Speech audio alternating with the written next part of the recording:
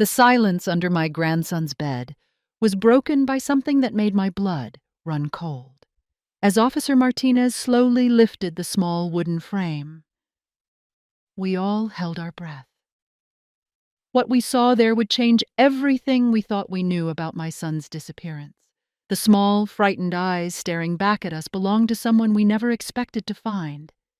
But before I tell you who it was and why they were hiding there, let me take you back to where this nightmare began. 2 weeks earlier, I had been sitting in my favorite armchair, watching the evening news when I realized something strange. My son Jake hadn't called me in 14 days. This wasn't like him at all. Jake called me every Sunday without fail, just like his mother had taught him before she passed away 5 years ago. He was 32 years old now, with a beautiful wife named Sarah, and my precious 4-year-old grandson, Tommy. Jake lived in Sunny Meadows, a neighborhood about an hour's drive from my house. It was one of those fancy places with perfectly trimmed lawns and strict rules about everything, from mailbox colors to how tall your grass could grow. The homeowners association there was known for being particularly tough about following their rules. Jake had complained about them before, saying they sent letters about the smallest things. I picked up my phone and dialed Jake's number for what felt like the 100th time that week. It went straight to voicemail again. "Hi, you've reached Jake. Leave a message and I'll get back to you soon." The cheerful voice on the recording made my heart ache. Where was my son? I tried calling Sarah's phone next. Same thing. Voicemail. This was getting scary now. I even tried calling Jake's work, but his boss told me he hadn't shown up for the past week and they were worried too. Something was definitely wrong. That night, I barely slept.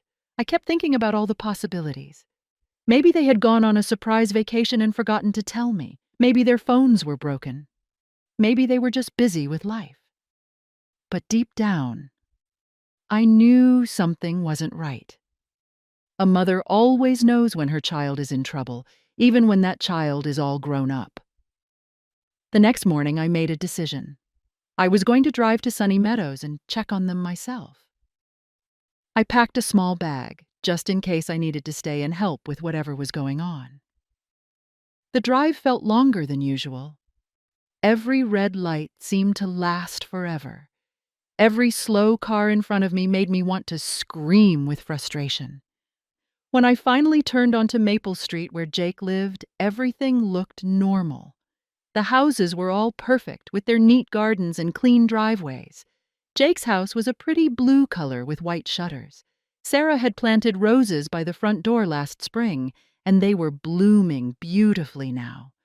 But something felt off as soon as I parked in the driveway. The newspapers were piled up by the front door. There had to be at least 10 of them, all yellow and wet from the recent rain. Jake always brought in his newspaper first thing in the morning.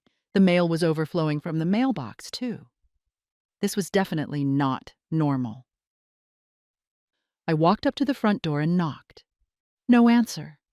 I knocked louder. Still nothing. I tried the doorbell and I could hear it ringing inside the house, but nobody came to the door. My heart was beating so fast now that I could hear it in my ears. I walked around to the back of the house. The yard was beautiful with a swing set where Tommy loved to play when I visited. But the back door was locked too. I peered through the kitchen window and everything looked normal inside. The dishes were clean and put away. There was no sign of any trouble. That's when I remembered that Jake kept a spare key hidden under a fake rock near the garden shed. Sarah had shown it to me last Christmas when they asked me to water their plants while they went to visit her sister. I found the rock and got the key, my hands shaking as I unlocked the back door. "Hello," I called out as I stepped into the kitchen. "Jake? Sarah? Tommy?" My voice echoed through the empty house. It was so quiet that I could hear the refrigerator humming and the clock ticking on the wall. But there were no sounds of people living here. I walked through the downstairs rooms slowly. Everything was clean and tidy, just like Sarah always kept it. The living room looked like a magazine picture, with the couch cushions perfectly arranged, and no toys scattered around like there usually were when Tommy was playing. This was strange because Tommy's toys were always everywhere when he was home. I climbed the stairs, calling out again, "Is anybody here?" The silence that answered me was getting scarier by the minute. I checked Jake and Sarah's bedroom first. The bed was made perfectly, but when I looked closer, it seemed like nobody had slept in it for days. The pillows were too fluffy, and there were no wrinkles in the bedspread. Then I went to Tommy's room. This was the hardest part because I was so worried about my little grandson. His room was exactly how a 4-year-old's room should look, with colorful toys and books everywhere. His favorite stuffed elephant, Mr. Peanuts, was sitting on his pillow. Tommy never went anywhere without Mr. Peanuts. If he had gone on a trip, he definitely would have taken his special elephant with him. I sat down on Tommy's little bed, feeling more worried than ever. Where could they all be? Why hadn't they told anyone they were leaving? And why would they leave Mr. Peanuts behind? None of this made any sense. That's when I heard it. A very soft sound coming from underneath the bed. At first, I thought it might be a mouse, or maybe the house settling. But then I heard it again, and it sounded almost like breathing. I got down on my hands and knees and lifted up the bedspread to look under the bed. It was dark under there, and at first, I couldn't see anything. But then something moved in the shadows, and I jumped back with a gasp. There was definitely something or someone under that bed. My heart was pounding so hard I thought it might explode. Should I run? Should I call the police? What if it was a burglar hiding under there? But what if it was something else? What if someone needed help? I found my phone in my purse and dialed 911 with trembling fingers. "Hello, I need police to come to 847 Maple Street in Sunny Meadows. There's someone hiding under a bed in my son's house, and my son and his family have been missing for 2 weeks." The operator asked me lots of questions and told me to wait outside until the police arrived. But I couldn't leave. What if whoever was under that bed was hurt? What if they needed help right away? I stayed in Tommy's room, watching the bed carefully, ready to run if I needed to. Within 10 minutes, I heard sirens outside. 2 police cars pulled up in front of the house, and 4 officers came to the door. I let them in and explained everything. About Jake not calling, about the newspapers and mail piling up, about finding the house empty but clean. Officer Martinez was a kind woman with gentle eyes who seemed to understand how scared I was. "Ma'am, we're going to check under that bed now. I need you to step back and let us handle this, okay?" I nodded and moved to the doorway, but I couldn't look away. Officer Martinez and her partner, Officer Johnson, approached Tommy's bed carefully. They had their hands on their weapons, but they hadn't drawn them yet. The room was so quiet, I could hear my own breathing. "Hello?" Officer Martinez called out softly. "Is someone under there? We're here to help you. You're not in trouble." There was a long moment of silence. Then very quietly, we heard a small voice whisper, "Don't hurt me, please don't hurt me." Officer Martinez and Officer Johnson looked at each other with surprise. That voice was so young, so scared. It sounded like a child. "We're not going to hurt you, sweetheart," Officer Martinez said gently. "We just want to make sure you're okay. Can you come out so we can see you?" "I'm scared," the little voice whispered back. "The bad people might come back." Bad people? What bad people? My mind was racing with questions and fears. What had happened in my son's house? Where were Jake, Sarah, and Tommy? And who was this frightened child hiding under the bed? Officer Martinez slowly reached down and began to lift up the bed frame. "It's okay, honey. You're safe now. We're police officers, and we're here to protect you." As the bed lifted higher, we could see a small figure huddled in the far corner underneath. It was definitely a child, maybe 6 or 7 years old, with dark hair and the biggest, most frightened eyes I had ever seen. But here's the thing that made my heart stop. This wasn't Tommy. This was a child I had never seen before in my life.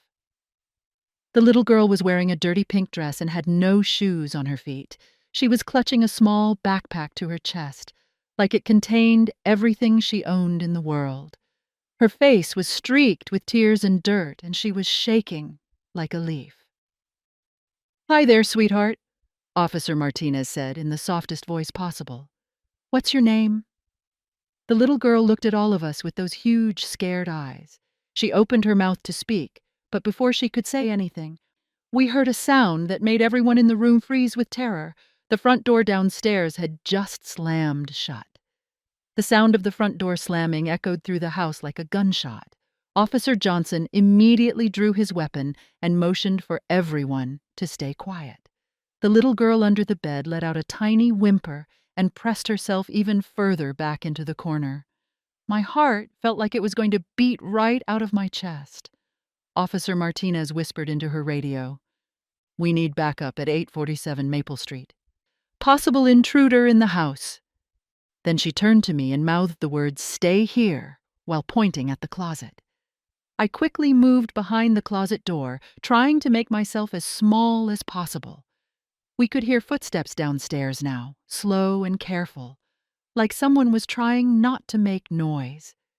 But they had already given themselves away by slamming that door. The footsteps moved from the kitchen toward the living room, then started coming up the stairs. Officer Johnson positioned himself by the bedroom door, while Officer Martinez stayed near the bed with the little girl. I could see her little face peeking out from under the bed frame, and she looked absolutely terrified. Her eyes were wide and she was biting her lip to keep from crying out loud. The footsteps reached the top of the stairs and stopped. Everything was silent, for what felt like forever. Then we heard a man's voice call out, "Emma, Emma, where are you? I know you're in here somewhere." Emma. So that was the little girl's name. But who was this man, and why was she so scared of him? The way he said her name didn't sound kind or loving. It sounded angry and threatening. "Emma, you need to come out right now," the voice continued, getting closer to Tommy's room. "You're in big trouble for running away again. When I find you, you're going to be very sorry." The little girl, Emma, started shaking even harder. She put her hand over her mouth to keep from making any sound. I wanted to comfort her, to tell her everything would be okay, but I couldn't move from my hiding spot. Officer Johnson held up his hand, counting down with his fingers. 3, 2, 1. He burst through the doorway with his weapon drawn. "Police! Put your hands where I can see them!" There was a moment of shocked silence.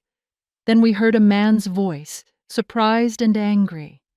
"What the hell? What are you doing in my house?" "This isn't your house, sir," Officer Johnson said firmly. "I need you to put your hands up and step back." "You don't understand." The man's voice was getting more agitated. "I'm looking for my daughter. She ran away, and I know she's hiding somewhere in this neighborhood. I have every right to look for her." Officer Martinez came out of Tommy's room to help her partner. I could hear them talking to the man, but I stayed hidden with Emma. She was still under the bed, and I could see that she was crying silently now. Tears were streaming down her dirty little face. "What's your name?" "Sir?" Officer Martinez asked. "Frank Morrison. And like I said, I'm just looking for my daughter, Emma. She's 7 years old, and she ran away from home 3 days ago. I've been driving around this whole neighborhood looking for her." 3 days ago.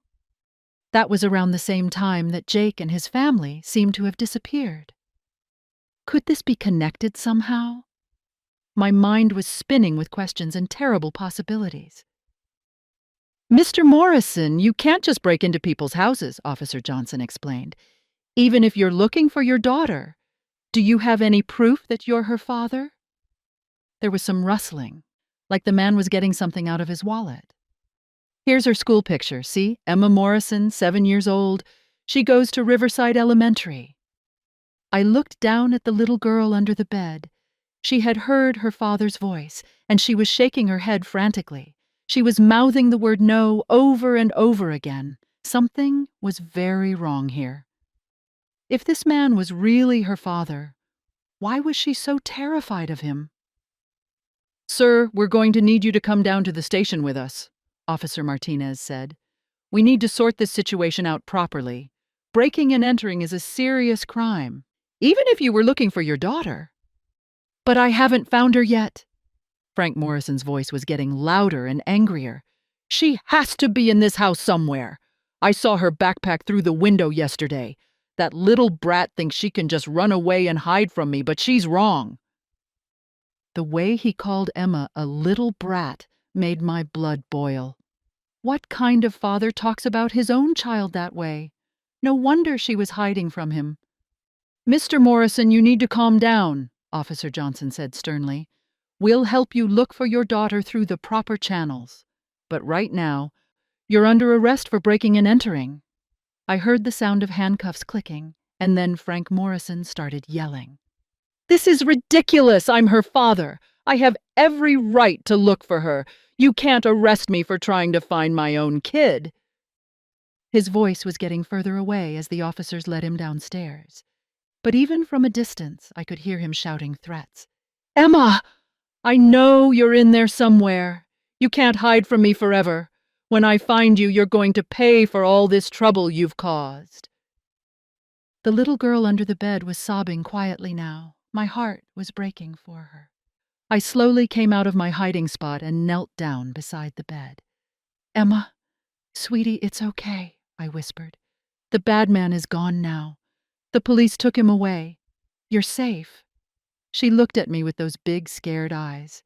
"Are you sure he's gone? He said he would find me. He said I would be in trouble." "The police officers took him away in handcuffs," I told her gently. "He can't hurt you now. Would you like to come out from under there? I bet you're uncomfortable." Emma slowly crawled out from under Tommy's bed. She was even smaller than she had looked while hiding. Her pink dress was torn and dirty, and she had scratches on her arms and legs. She clutched her little backpack tightly to her chest. "I'm Jake's mom," I explained to her. "This is my grandson Tommy's room. Have you been hiding here for 3 days?" She nodded, not trusting her voice yet. "Where are Jake and Sarah and Tommy?" I asked as gently as I could. Emma's eyes filled with fresh tears. "The nice family helped me," she whispered. "But then the bad men came and took them away." My heart stopped. "What do you mean, sweetie? What bad men?" Before Emma could answer, Officer Martinez came back upstairs. "Ma'am, we've arrested Mr. Morrison, but we need to take Emma into protective custody for now. There are some serious questions about this situation that need to be investigated." "Wait," I said, standing up quickly. She was just about to tell me what happened to my son and his family. "Emma, sweetie, can you tell us about the nice family who helped you?" Emma looked back and forth between me and Officer Martinez. "The daddy had brown hair like my daddy, but he was nice.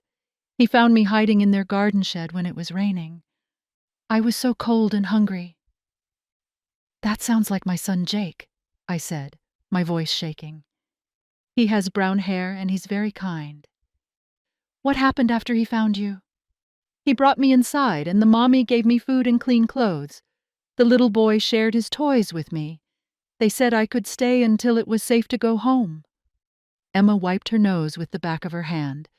"But I told them I couldn't go home because my daddy hurts me when he's angry. And he's always angry." Officer Martinez was taking notes, and I could see the concern on her face. This was clearly a case of child abuse, and my son's family had been trying to help this poor little girl. "Then what happened, Emma?" Officer Martinez asked gently. "We were all eating breakfast on Sunday morning. The daddy was making funny pancakes that looked like Mickey Mouse, and the little boy was laughing. Then there was a loud knock on the door." Sunday morning. That would have been exactly 2 weeks ago, right around the time Jake stopped calling me. The mommy told me to go upstairs and hide in the little boy's room, just in case it was my daddy looking for me. So I went under the bed like she showed me. Emma's voice was getting smaller and smaller. But it wasn't just my daddy at the door. There were other men with him. Bad men with loud voices. "How many men were there?" Officer Martinez asked. "I think 4 or 5. I couldn't see them, but I could hear them yelling. They were saying bad words and telling the nice family to give me back to my daddy." Emma started crying again. "The nice daddy tried to tell them that I was scared and didn't want to go, but the bad men didn't listen." I felt sick to my stomach. My son had been trying to protect this little girl, and now he and his whole family were missing because of it. Then I heard lots of noise, like furniture moving around and people yelling. The nice mommy screamed, and the little boy was crying. I wanted to help them, but I was too scared to come out." Emma was sobbing now. "Then everything got quiet, and I didn't hear their voices anymore." "How long ago was this, Emma?" I asked, though I was dreading the answer. "I don't know. Lots of days. I've been eating the crackers and juice boxes the nice mommy kept under the bed for emergencies, but I ran out yesterday." She opened her little backpack and showed us a few empty juice boxes and cracker wrappers. So Emma had been hiding under Tommy's bed for almost 2 weeks, surviving on emergency snacks that Sarah must have stored there. My heart was breaking, thinking about this poor little girl, all alone and terrified, while my son and his family were somewhere unknown. Officer Martinez's radio crackled to life. "Unit 47, we need you back at the station immediately. We've got a situation with the Morrison arrest." She responded that she would be there soon, then turned to me and Emma. "Ma'am, I'm going to need to take Emma with me now. She needs medical attention and a safe place to stay while we investigate this situation." "No!" Emma cried out, grabbing onto my arm. "I want to stay with you. You're the nice grandma. Please don't make me go with the strangers." My heart melted. This brave little girl had been through so much, and now she was trusting me to keep her safe. But I knew Officer Martinez was right. Emma needed proper care and protection.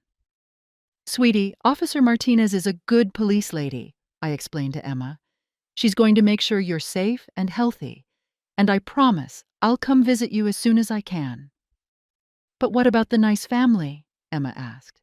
"We have to find them and make sure they're okay. They saved me, and now they're in trouble because of me." "We're going to do everything we can to find them," Officer Martinez promised. "Emma, you've been very brave, and the information you've given us is going to help us a lot." As we prepared to leave Tommy's room, Emma suddenly stopped. "Wait! I almost forgot!" She reached deep into her backpack and pulled out a small piece of paper. "The nice daddy gave me this before the bad men came. He said if anything ever happened, I should give this to a police officer." Officer Martinez took the paper carefully. It was a note written in Jake's handwriting. I recognized it immediately because he had the same messy writing he'd had since elementary school. The note said, "If you're reading this, something has happened to my family. We found Emma Morrison hiding in our shed 3 days ago. She's terrified of her father, Frank Morrison, and has bruises that look like abuse. We contacted Child Protective Services, but they said it would take time to investigate. Frank Morrison has been watching our house and threatening us. He has connections to some dangerous people. If we disappear, please protect Emma and look for us. We're trying to do the right thing. Jake Chen, 847, Maple Street." Officer Martinez read the note twice, and I could see her expression getting more serious. "Ma'am, this changes everything. Your son and his family weren't just trying to help Emma. They were in real danger because of it." As we walked downstairs and out of the house, I noticed something I hadn't seen before. There were tire tracks in the soft dirt beside the driveway, like several cars had been parked there recently, and some of the flowers in Sarah's carefully tended garden were trampled and broken. Officer Martinez saw me looking at the damage. "We'll have our crime scene team come out and document everything. These tire tracks might help us figure out what kind of vehicles were used." As we reached the police cars, Officer Martinez's radio crackled again. This time, the message made all of us freeze with shock. Unit 47, we've got a problem. Frank Morrison just escaped from custody. He overpowered an officer during transport and stole the police car. He's armed and extremely dangerous. All units be advised. He's likely heading back to 847 Maple Street. The words, Frank Morrison escaped, hit me like a punch to the stomach. I looked down at Emma, who had gone completely pale and was gripping my hand so tightly it hurt. Her whole body started trembling again, and I could see the terror returning to her eyes. "He's coming back for me," she whispered, her voice barely audible. "He said he would find me no matter what. He said nobody could keep me away from him." Officer Martinez immediately got on her radio. "This is Unit 47. We have the Morrison child with us at the scene, requesting immediate backup and protection detail." She looked around nervously at the quiet street. "We need to get you both out of here right now." But before we could move toward the police car, we heard the screech of tires at the end of Maple Street. A white police cruiser came racing around the corner, driving way too fast for a residential neighborhood. My heart sank as I realized that had to be Frank Morrison in the stolen police car. "Get behind the car!" Officer Martinez shouted, pushing Emma and me toward the back of her patrol vehicle. "Stay low and don't move." The stolen police car skidded to a stop right in front of Jake's house. Frank Morrison jumped out, and I got my first real look at him. He was a big man with messy brown hair and wild eyes. His face was red with anger, and he had a gun in his hand, probably taken from the officer he had attacked. "Emma!" he shouted at the top of his lungs. "I know you're here. Come out right now or I'm going to start shooting up this whole neighborhood." Emma was crying silently beside me, her small body shaking like a leaf. I put my arm around her and pulled her closer, trying to shield her with my own body. This man was clearly dangerous and unstable. Officer Martinez had her weapon drawn and was trying to position herself between us and Frank Morrison. "Mr. Morrison, put the weapon down. You're only making this worse for yourself." "Shut up!" Frank screamed back. "This is between me and my daughter. You people have no right to keep her from me." "Sir, we have Child Protective Services involved now. There are proper legal channels for custody disputes. This is not the way to handle it." Frank Morrison laughed, but it was a scary sound with no humor in it. "Legal channels? You think I'm stupid? I know what that note said. That family filled Emma's head with lies about me, and now you're all trying to steal my kid."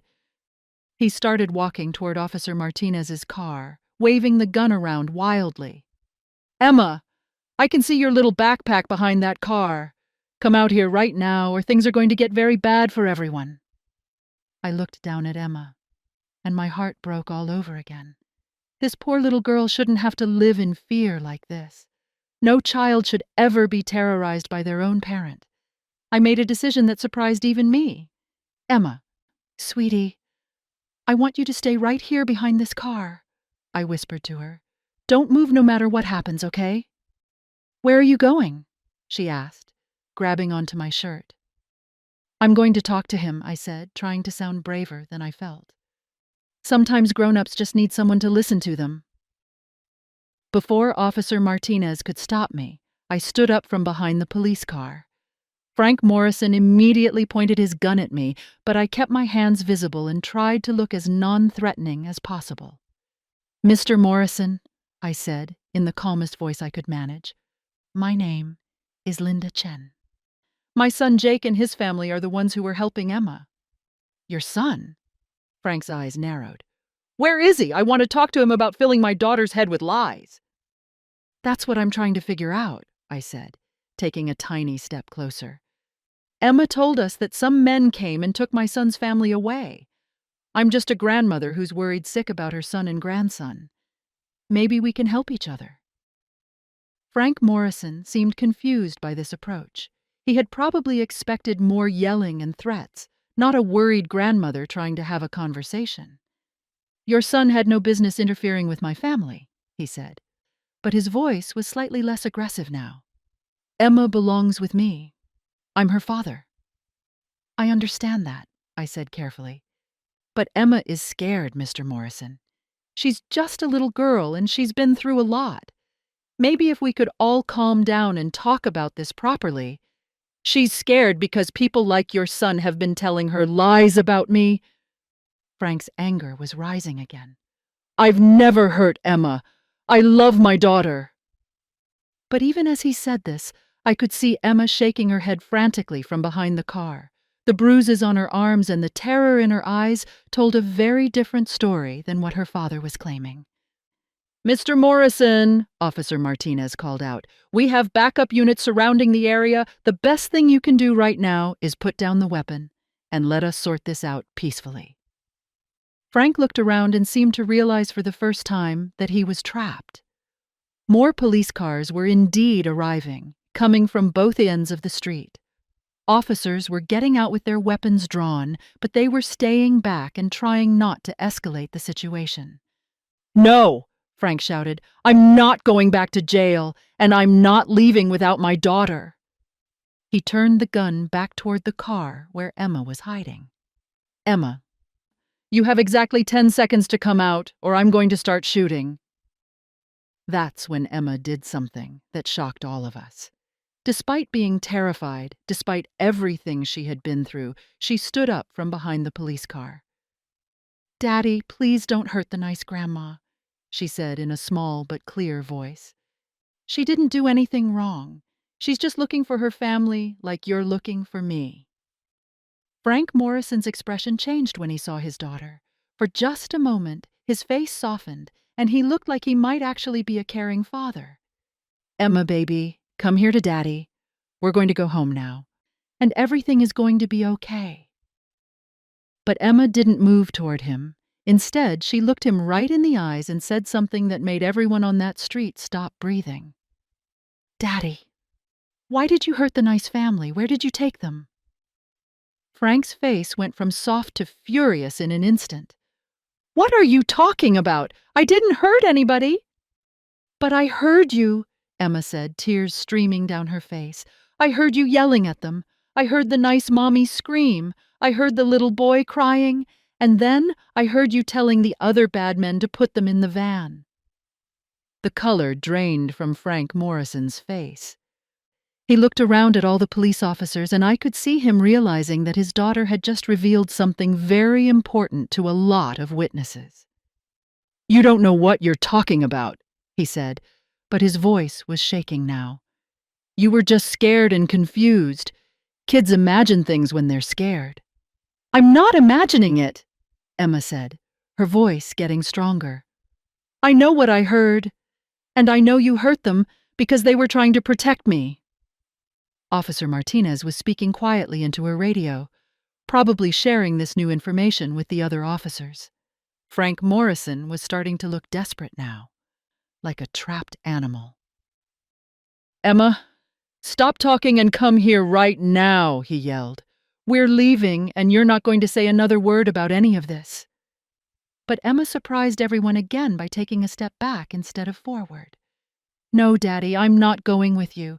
You hurt people who were nice to me. The police lady is right. You need to put the gun down and stop being scary." Frank Morrison's face turned bright red with rage. "You ungrateful little brat! After everything I've done for you, this is how you repay me? By siding with strangers against your own father?" The way he spoke to Emma made my blood boil. This was definitely not a loving father, this was an angry, violent man who saw his child as property instead of a person. "Mr. Morrison," I said, trying to get his attention back on me instead of Emma. "You said some men helped you when you came to my son's house. Who were they? Where did they take my family?" Frank realized he had said too much. His eyes darted around nervously, and I could see him trying to figure out how to get out of this situation. "I don't know what you're talking about," he said, but it was obvious he was lying.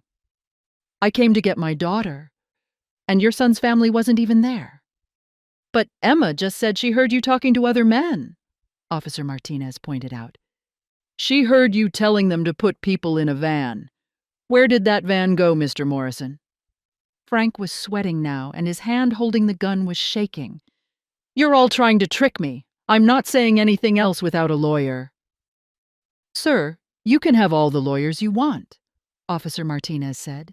But right now, we have a missing family and a little girl who's been traumatized. The best thing you can do is help us find them. Frank looked at Emma, then at me, then at all the police officers surrounding him.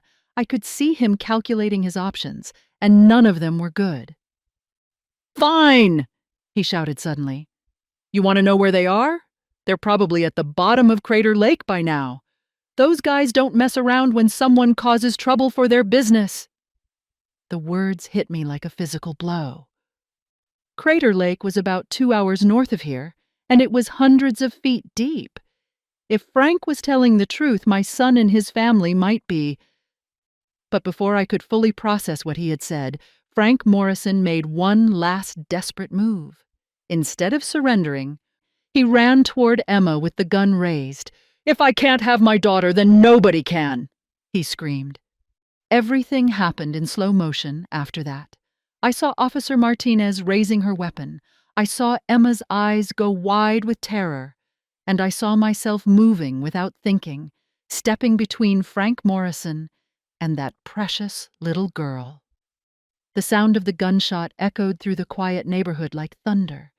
Birds flew out of trees, car alarms started going off, and I felt a burning pain in my shoulder as I fell to the ground.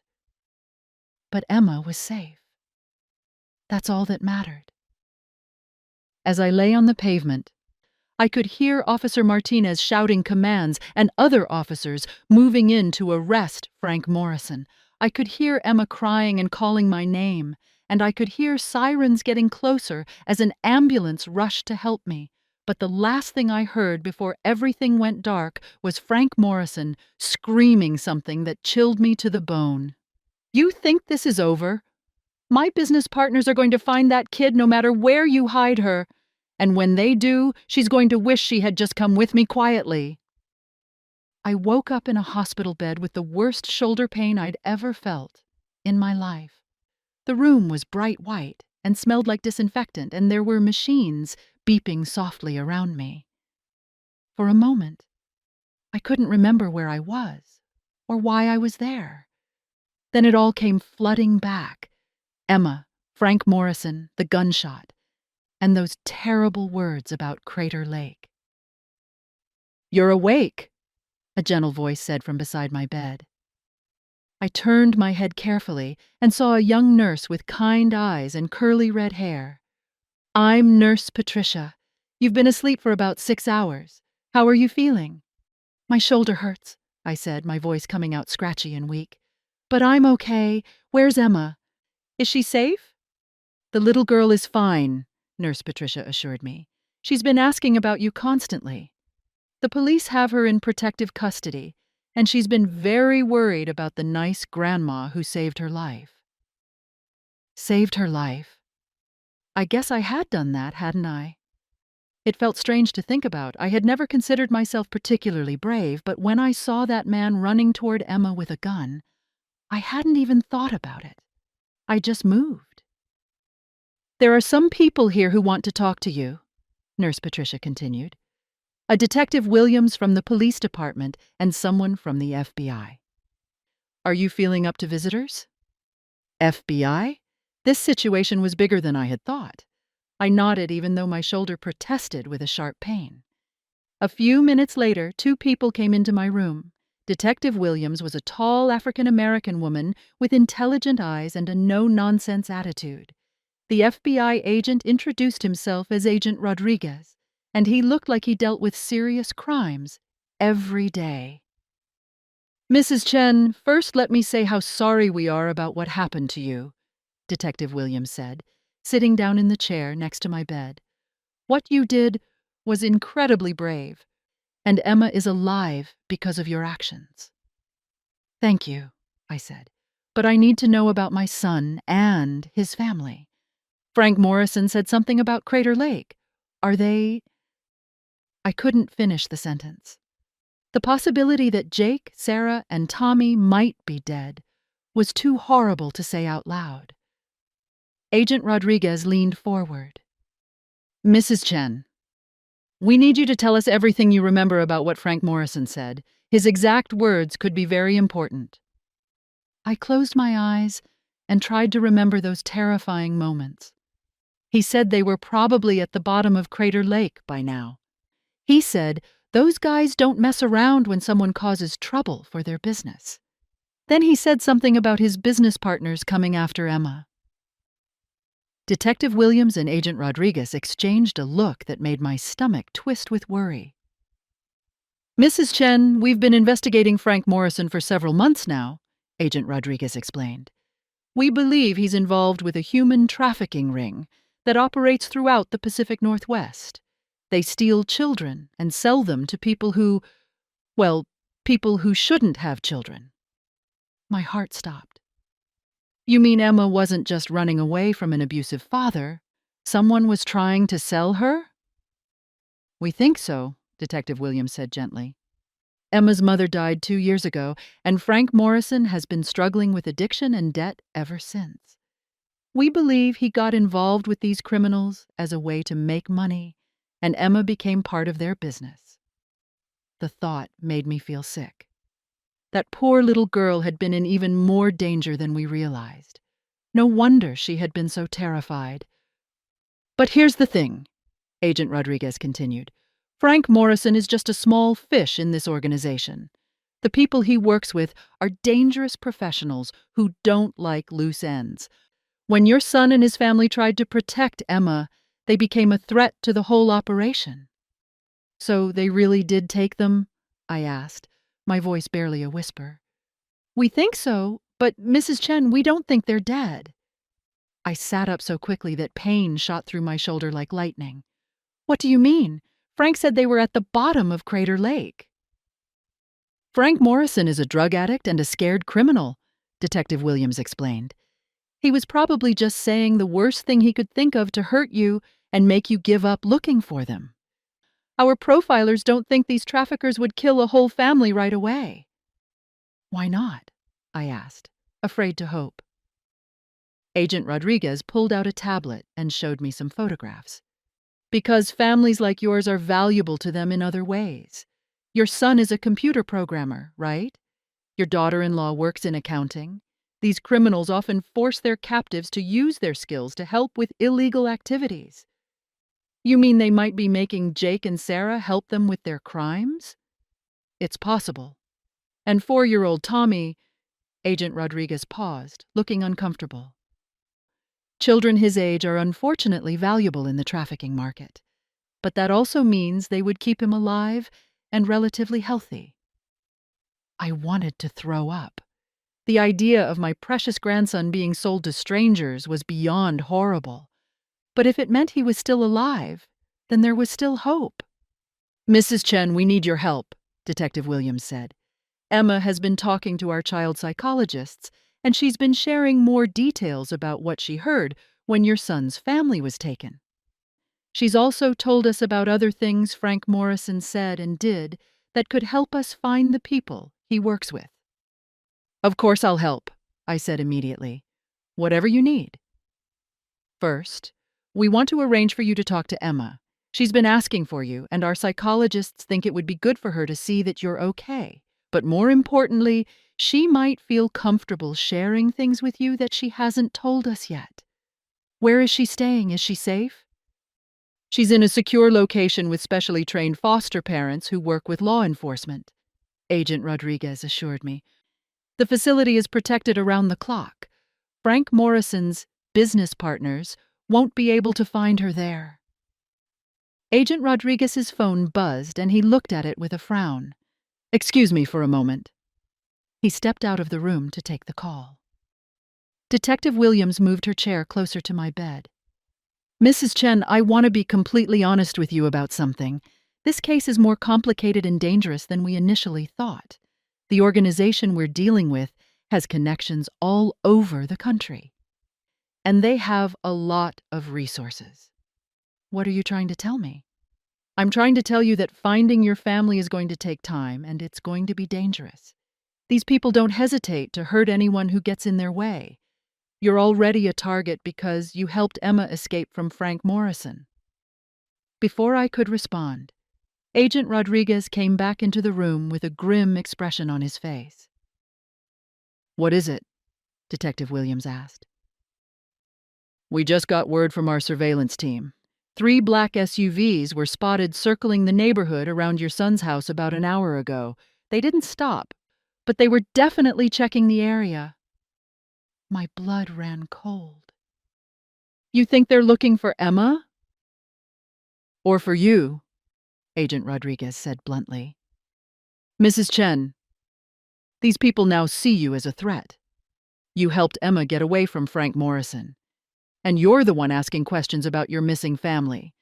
They're probably trying to figure out how much you know and whether you're going to cause more problems for them." "Are you saying I'm in danger just lying here in the hospital?" "We have security posted outside your room," Detective Williams assured me. "But yes, you could be in danger." "These are not people who take chances." Agent Rodriguez sat down and leaned forward seriously. "Mrs. Chen, we'd like to offer you protection through our witness protection program. We can relocate you somewhere safe while we investigate this case." "No," I said immediately. "I'm not running away while my family is missing and Emma needs help. Besides, if I disappear, won't that just make these criminals think I know more than I actually do?" "You have a point," Detective Williams admitted. "But staying visible also means staying in danger." Agent Rodriguez's phone buzzed again. This time, when he looked at it, his face went completely white. "What now?" I asked, dreading the answer. "Frank Morrison just died in police custody." The words hit the room like a bomb. Detective Williams and I both stared at Agent Rodriguez in shock. "What do you mean he died?" Detective Williams asked. "He was in a secure holding cell." "Apparent suicide," Agent Rodriguez said, reading from his phone. "He used his shoelaces to hang himself. But here's the thing. The security cameras in that section of the jail mysteriously malfunctioned for exactly 20 minutes. Just long enough for someone to get to Frank Morrison without being recorded." My heart was pounding. "You think someone killed him to keep him quiet?" "It's very convenient timing," Agent Rodriguez said grimly. "Frank Morrison was the only person we had in custody who could tell us details about this trafficking ring. Now he's dead and we're back to square one." "Not exactly square one," Detective Williams pointed out. "We still have Emma, and she knows things that Frank probably didn't even realize she knew." Agent Rodriguez nodded, "Which makes Emma even more valuable to us, and even more dangerous to them." "Mrs. Chen, I'm going to ask you again. Are you sure you don't want protection? Because if these people killed Frank Morrison in a police holding cell, they're definitely capable of getting to you in a hospital." Before I could answer, all the lights in my hospital room suddenly went out. The machines around my bed stopped beeping, and everything went silent and dark. "Power outage," Detective Williams said, but her voice was tense. "That's quite a coincidence." Agent Rodriguez was already on his radio. "This is Rodriguez. We need immediate backup at City General Hospital, room 314. Possible security breach." That's when we heard something that made my blood freeze in my veins. Someone was walking down the hospital hallway outside my room, and they were whistling a children's lullaby. But they were whistling it slowly and off-key, making it sound creepy and threatening. The footsteps stopped right outside my door. Then the door handle started to turn. The door handle turned slowly in the darkness, and I held my breath as Detective Williams quietly drew her weapon. Agent Rodriguez was pressed against the wall beside the door, ready to move. The only light in the room came from the dim emergency lighting in the hallway, casting eerie shadows across everything. The door opened just a crack, and we could see a figure in dark clothing peeking inside. But before anyone could react, we heard a voice from the hallway that made us all relax slightly. Security, is everyone okay in there? It was a hospital security guard with a flashlight, checking on patients during the power outage. We're fine, Agent Rodriguez called out, but he kept his hand on his weapon. How long has the power been out? Just started about 2 minutes ago, the guard replied. Looks like it's affecting the whole block. The backup generators should kick in soon. As if on cue, the lights flickered back on, and the machines around my bed started beeping again. But something felt wrong. The security guard looked normal enough, middle-aged man in a blue uniform with a name tag that said Mike. But there was something about his eyes that made me nervous. Can I see some identification, please? Detective Williams asked, still keeping her weapon ready. Sure thing, the guard said, reaching into his pocket. But instead of pulling out an ID, his hand came out with something that made my heart stop. It was a small photograph of Emma. You folks wouldn't happen to know where this little girl is, would you? He asked in a voice that was no longer friendly. My employers are very interested in finding her. Agent Rodriguez moved faster than I had ever seen anyone move. He lunged toward the fake security guard, but the man was ready for him. There was a brief struggle, and I heard Detective Williams shouting into her radio for backup. The fake guard broke free from Agent Rodriguez and ran down the hallway. Detective Williams and Agent Rodriguez both chased after him, leaving me alone in the hospital room with my heart pounding and my shoulder throbbing with pain. I could hear shouting and running footsteps echoing through the hospital corridors. Other patients were calling out, confused and scared by all the commotion. Nurses were trying to calm everyone down while also trying to figure out what was happening. About 10 minutes later, Detective Williams came back to my room, looking frustrated and out of breath. Did you catch him? I asked. No, he knew the hospital layout better than we did. He disappeared into the stairwell and was gone by the time we got there. She sat down heavily in the chair beside my bed. Mrs. Chen, this confirms our worst fears. These people are actively looking for Emma, and they know that you're connected to her. How did they find me so quickly? I've only been here for a few hours.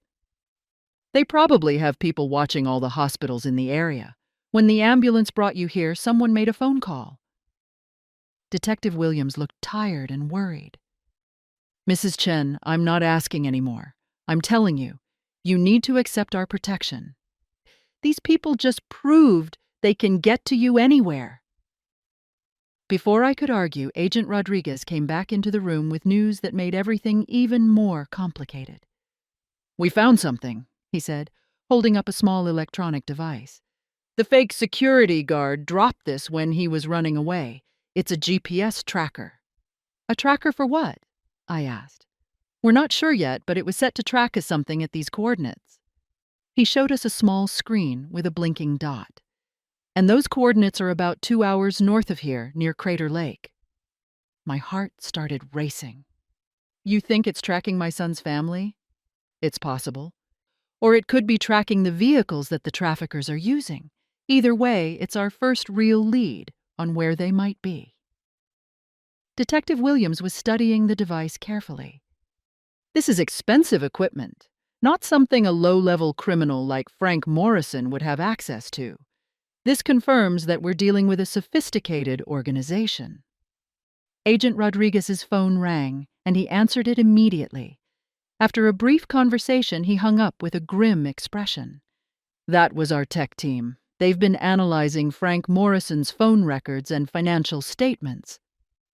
It turns out he's been receiving regular payments from a company called Pacific Northwest Logistics. But when we tried to investigate that company, we discovered it doesn't actually exist. A shell company, Detective Williams said. Classic money laundering technique. But here's the interesting part, Agent Rodriguez continued. The payments to Frank Morrison always came from the same bank account, and that account has been used to purchase property all over Oregon and Washington, including a large warehouse facility about 15 miles from Crater Lake. I sat up so quickly that pain shot through my shoulder again. You think that's where they are? You think my family is at that warehouse? It's possible. We're assembling a team to investigate the location, but it's going to take time to do it safely. These people are dangerous, and if your family is there, we can't risk a raid that might get them hurt. How much time are we talking about? I asked desperately. Could be days, maybe a week, Agent Rodriguez admitted. We need to do surveillance, figure out how many people are there, what kind of security they have, and plan the safest way to get your family out. A week? I couldn't believe what I was hearing.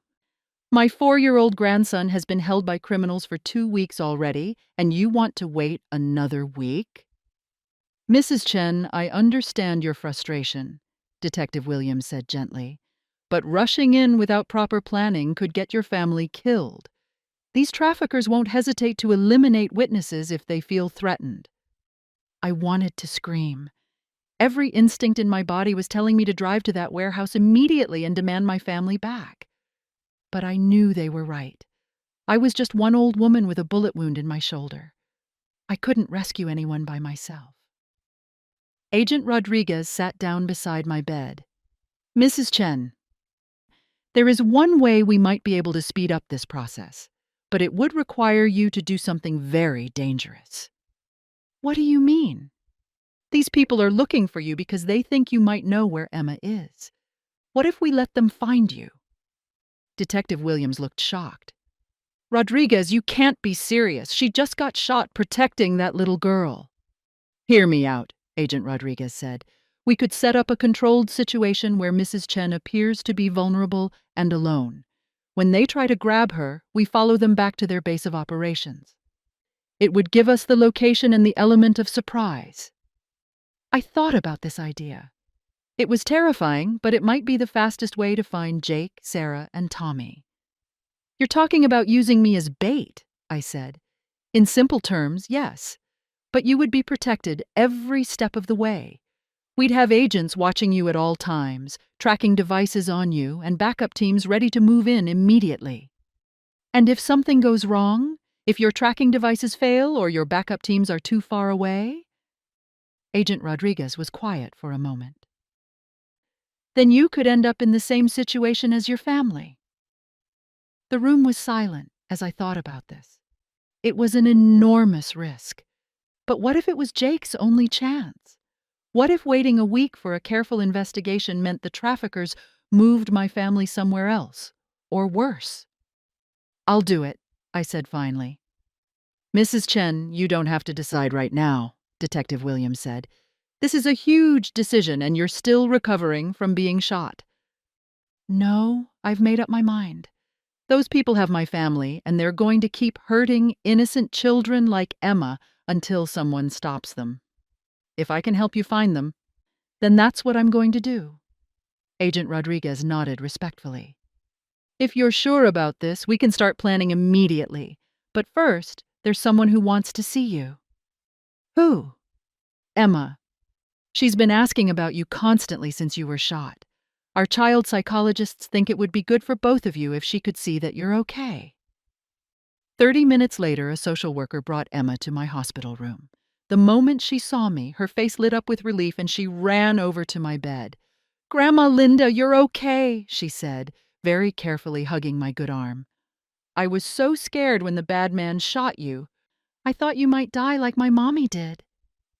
I'm okay, sweetheart, I told her, trying not to cry at how happy she was to see me. I'm tougher than I look. The police lady said you saved my life, Emma said seriously. She said you got hurt because you were protecting me from my daddy. That's what grandmas do, I said. We protect the people we love. Emma looked around the room at Detective Williams and Agent Rodriguez. Are these the good police people who are going to find the nice family? We're going to try our best, Agent Rodriguez told her kindly. Emma reached into her little backpack and pulled out a piece of paper. It was a drawing she had made with crayons.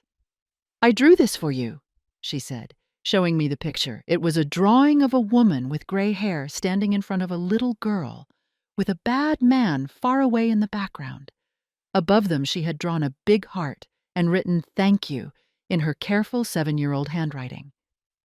This is beautiful, Emma, I said. feeling tears in my eyes. "I'm going to keep this forever." "Will you really?" she asked, her face hopeful. "I promise." "And Emma, I want to make you another promise.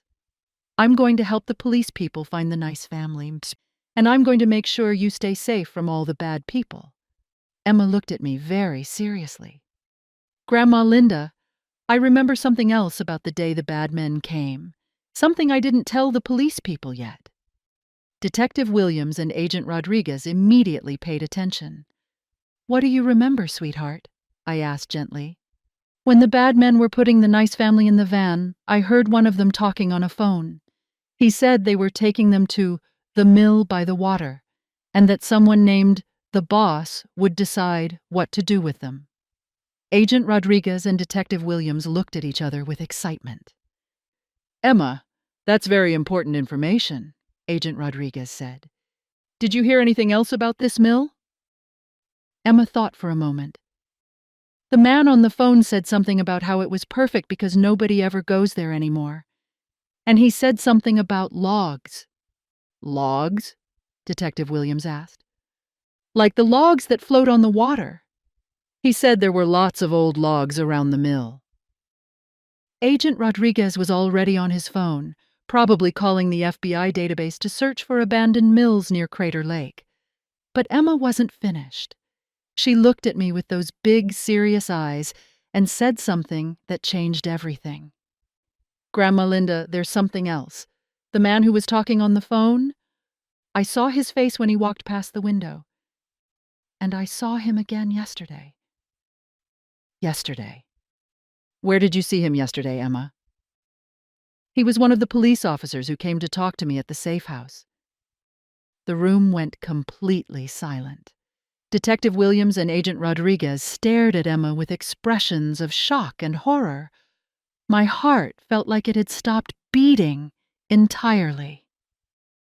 "Emma, sweetie, are you absolutely sure about this?" I asked, my voice barely a whisper.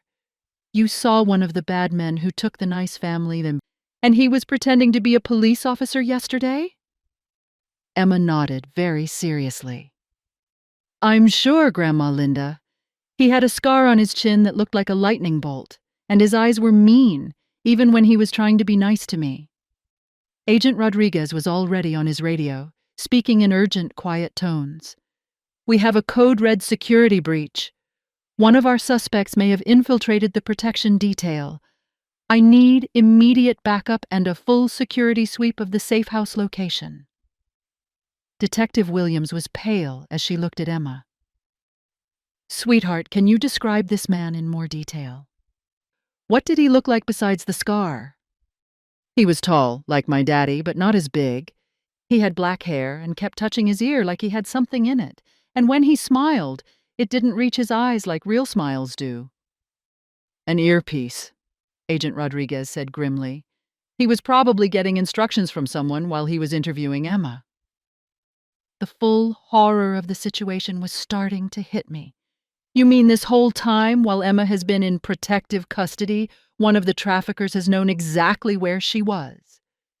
"It looks that way," Detective Williams said, her voice tight with anger. "Mrs. Chen, we need to move both of you immediately. If they have someone on the inside, then nowhere is safe until we figure out who it is."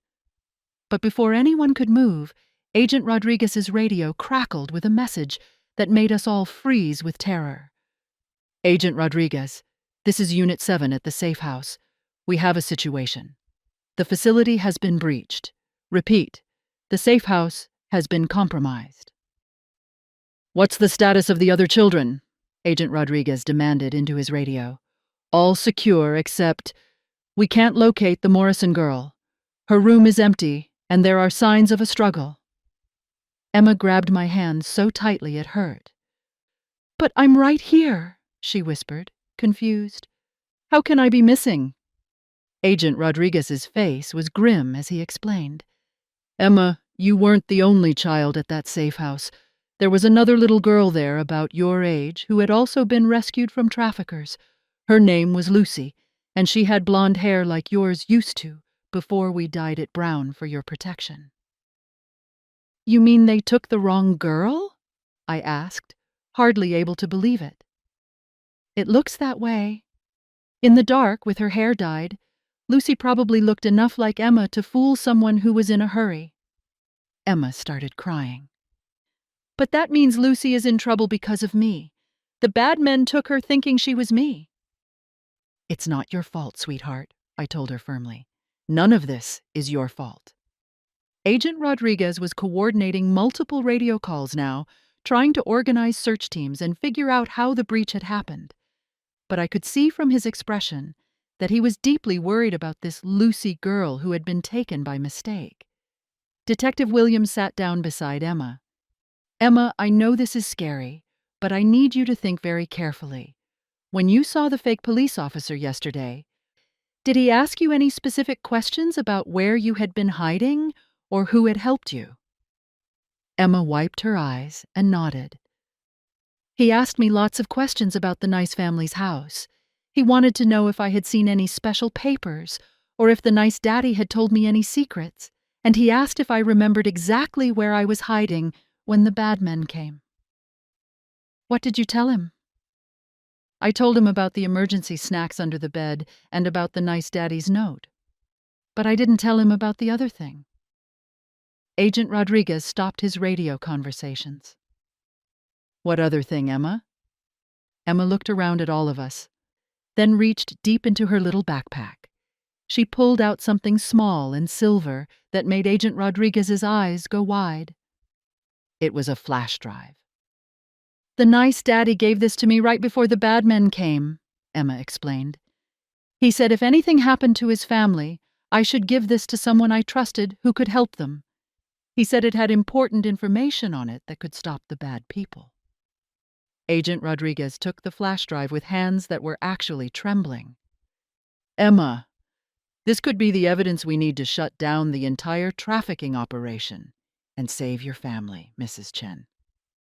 What's on it? I asked. We'll need to get it to our computer experts to find out, but if Jake was as smart as his mother says he was, he might have found a way to document everything he learned about these criminals. Detective Williams was already making phone calls to arrange for the flash drive to be analyzed immediately. But even as hope was building in my chest, Agent Rodriguez's radio crackled again with more bad news. Agent Rodriguez, we've identified the security breach. Officer Michael Hendricks has been missing for the past 3 hours. His patrol car was found abandoned near the waterfront. And there's evidence he may have been working with the trafficking ring for months. The fake security guard from the hospital, I realized. Mike, that must have been him. And now he has Lucy thinking she's Emma, Agent Rodriguez said grimly. Mrs. Chen, I'm afraid our timeline just got much shorter. Once they realize they have the wrong girl, they're going to come looking for the real Emma again, and they'll probably kill Lucy because she's a witness to their mistake. Emma started crying harder. We have to save Lucy, and we have to save the nice family. I don't want anyone else to get hurt because of me. I looked at this brave little girl who had been through so much, and I made a decision that surprised everyone in the room, including myself. Agent Rodriguez, I meant what I said about being bait, but we're not waiting for some elaborate plan. Those people have my family, they have Lucy, and they think they're one step ahead of us. It's time to use that against them. Mrs. Chen, what are you suggesting? I'm suggesting we give them exactly what they want. We let them know that Emma is with me, and we let them think they can get both of us easily.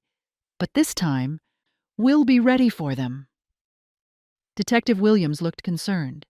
That's incredibly dangerous. If something goes wrong, then at least we tried, I said firmly. But if we don't try, then Jake, Sarah, Tommy, and Lucy are going to disappear forever. And other children are going to keep getting hurt by these monsters. Agent Rodriguez thought for a moment, then nodded slowly. There might be a way to make this work. The flash drive Emma gave us could be the key. If we can decrypt what's on it quickly enough, we might know exactly where they're keeping the captives. How quickly? I asked. Our best computer experts are already working on it. Maybe 2 hours, maybe less if Jake made it easy to access. And in the meantime? In the meantime, we set the trap. Mrs. Chen, are you absolutely sure you want to do this? You could be walking into a situation where we can't protect you. I looked at Emma, who was watching me with those big, trusting eyes. I thought about Jake teaching Tommy to ride his bike in the backyard. I thought about Sarah humming while she cooked dinner. I thought about all the bedtime stories I still wanted to read to my grandson. I'm sure, I said. Let's bring my family home. 2 hours later, Agent Rodriguez got the call he'd been waiting for. The computer experts had cracked Jake's flash drive, and what they found was better than anyone had dared to hope. Your son is brilliant, Mrs. Chen, Agent Rodriguez said with the first genuine smile I'd seen from him. He didn't just document the trafficking ring. He hacked into their entire operation. We have names, locations, financial records, everything. And most importantly, we have the exact location where they're keeping the captives. Where are they? An abandoned lumber mill on the shore of Crater Lake, exactly like Emma remembered. Your son's notes indicate there are at least 15 people being held there, including children. And according to his most recent entry, made just before he was captured, he and Sarah have been helping other captives plan an escape attempt. They're alive? I asked, hardly daring to believe it. As of 2 weeks ago, yes.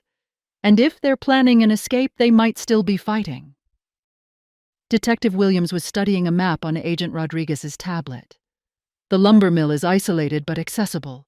We can get tactical teams in position without being detected. How long until you can mount a rescue operation? I asked. 6 hours. Maybe 8 if we want to do it right. Emma tugged on my sleeve. Grandma Linda, what about Lucy? What if the bad men hurt her when they find out she's not me? Agent Rodriguez knelt down to Emma's level. Emma, the information your nice daddy Jake put on that flash drive is going to help us save Lucy, too. He kept track of all the different places these bad people use. We're going to find her. But before he could say anything else, his phone rang. When he answered it, his face went white. What is it? Detective Williams asked. They just found Officer Hendricks's body. He was shot 3 times and dumped in the river. Mrs. Chen. They know he was working for them, which means they know we're on to them. They're going to start moving the captives immediately. How long do we have? I asked. Maybe 2 hours before they clear out completely. The room was silent as we all realized what this meant. There was no time for careful planning or elaborate rescue operations. If we were going to save my family, Lucy, and all the other captives, it had to be now. Agent Rodriguez, I said quietly, it's time to make that phone call. Let them know that Emma and I are alone and vulnerable. Let them come for us. Mrs. Chen, do it. My family has been waiting for me to find them for 2 weeks. I'm not letting them wait any longer. 1 hour later, Emma and I were sitting in a car in the parking lot of a small diner near Crater Lake. Agent Rodriguez had spread the word through channels he knew the traffickers monitored that Emma was being moved to a new safe house and that I was driving her there myself, against FBI advice. It was the perfect setup. 2 vulnerable targets, apparently unprotected, in a remote location. Emma was scared, but trying to be brave. Grandma Linda, do you think the nice family will remember me? Of course they will, sweetheart.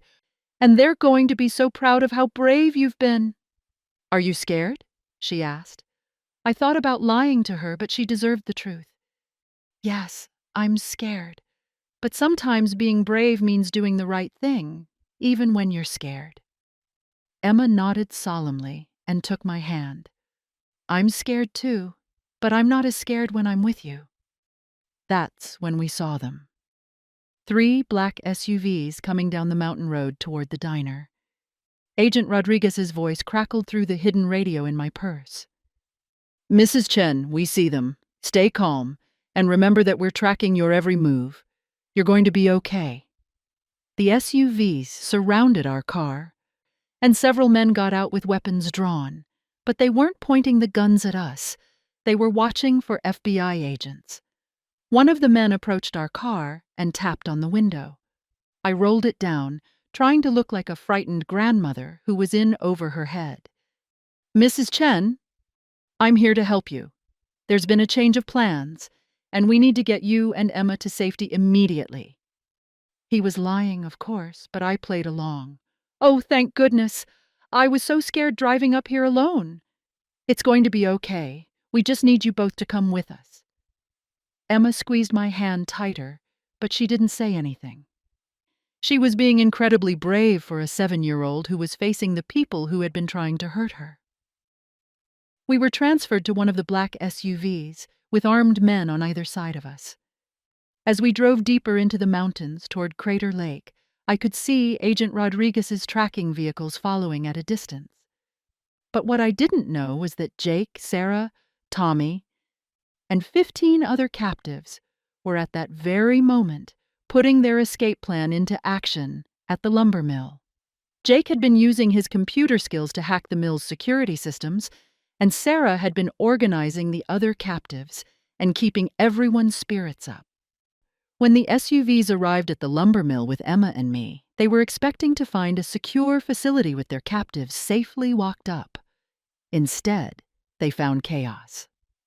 The captives had broken out of their holding areas and barricaded themselves in the mill's main building. Jake had managed to get a message to the FBI using the mill's old emergency communication system, giving their exact location and status. As our SUV pulled up to the mill, I could see tactical teams moving into position in the forest around the building. Agent Rodriguez's voice came through my hidden radio one last time. "Mrs. Chen, in about 30 seconds, this place is going to be crawling with FBI agents. When you hear the first gunshot, get Emma down on the floor and cover her with your body." I didn't have to wait 30 seconds. The first gunshot rang out almost immediately, followed by shouting voices and the sound of more vehicles arriving. Emma and I dropped to the floor of the SUV as FBI agents surrounded the building. Through the chaos, I heard the most beautiful sound in the world, my son's voice calling my name. "Mom! Mom! We're in here! We're okay!" The rescue operation was swift and professional. Within 20 minutes, all the traffickers had been arrested, and the captives were being brought out of the mill. I saw Jake first, looking tired and thin, but unharmed. Then Sarah, who was carrying Tommy in her arms. When Tommy saw me, he wiggled out of his mother's arms and ran over as fast as his little legs could carry him. "Grandma Linda! Grandma Linda!" He crashed into me with the force of a tiny hurricane, and I hugged him so tight I thought I might never let go. "I missed you so much, little man," I whispered into his hair. "I've been looking everywhere for you." "I knew you would find us," Tommy said, with the absolute confidence that only a 4-year-old can have. "Daddy said you never give up when your family needs you." Jake and Sarah joined our group hug, and for a moment, nothing else in the world mattered. My family was safe. They were alive, and they were with me. But our reunion was interrupted when Emma tugged on my sleeve. "Grandma Linda, is that Lucy?" I looked where she was pointing and saw a small, blonde girl being carried out of the mill by an FBI agent. She looked scared, but unharmed. "Lucy!" Emma called out, and the blonde girl looked over at us. When she saw Emma, her face broke into a huge smile. "Emma, you're okay! I was so scared they had hurt you!" The two girls ran to each other and hugged like they were long-lost sisters. Watching them, I realized that even in the middle of all this darkness and evil, these children had found a way to care about each other and look out for one another. Agent Rodriguez came over to our group with a satisfied expression on his face. "Mrs. Chen, I'm happy to report that we've arrested 12 members of the trafficking ring today, including several people we've been trying to catch for years. The information your son gathered is going to help us shut down their entire operation." What about Emma and Lucy? I asked. What happens to them now? Emma's case is complicated because her father is dead, but we're working with social services to find her a good home. As for Lucy, we found her grandmother in Seattle who's been looking for her for months. They'll be reunited tomorrow. Emma looked up at me with hopeful eyes. Grandma Linda, do you think, would it be okay if... Could I maybe stay with you sometimes? I don't have a family anymore, and you said grandmas protect the people they love. My heart melted completely. I looked at Jake and Sarah, and they both nodded with tears in their eyes. Emma, sweetheart, I would be honored to be your grandmother. Our family just got a little bigger today. 6 months later, I was sitting in my backyard watching Emma and Tommy play on the swing set that Jake had installed. Emma was officially my foster daughter now, with the possibility of adoption once all the legal paperwork was complete. She still had nightmares sometimes, and she was working with a counselor to deal with everything she had been through. But every day, she smiled a little more and laughed a little louder. She was healing, surrounded by people who loved her and would never let anyone hurt her again. The trafficking ring had been completely dismantled, thanks to Jake's evidence and the FBI's investigation. Dozens of children had been rescued and returned to their families. The corrupt police officer who had infiltrated Emma's protection detail was just one of many people who were now serving long prison sentences. As for my family, we were stronger than ever. Jake and Sarah had decided to move closer to me so that Emma and Tommy could grow up together.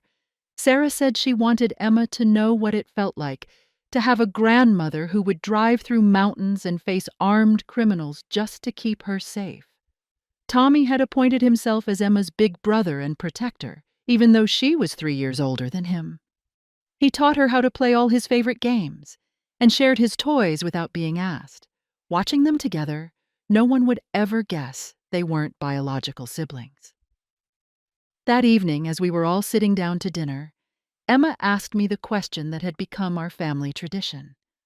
Grandma Linda, will you tell us the story again about how you found us and brought us home?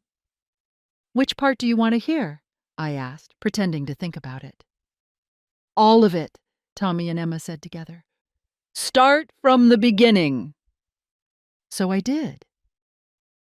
I told them about the 2 weeks of worry when Jake didn't call. I told them about finding Emma under Tommy's bed and about Officer Martinez lifting the bed frame.